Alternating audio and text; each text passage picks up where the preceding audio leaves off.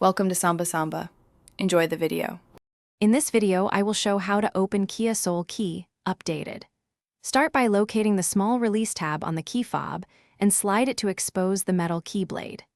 Next, use the blade to carefully access the mechanical lock or fob compartment without prying plastic panels.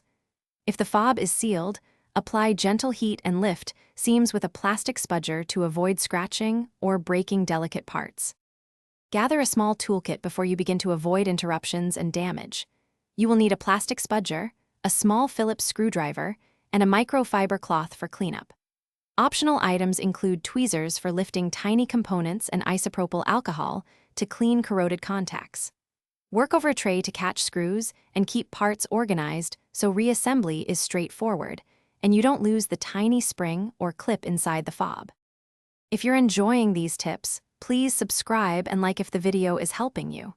Quick recommendation: the Oala water bottle keeps you hydrated during long repairs and fits neatly in cup holders, so you won't leave the garage thirsty.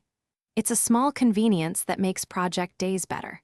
Check the description for the link and other deals, and now let's get back to the video.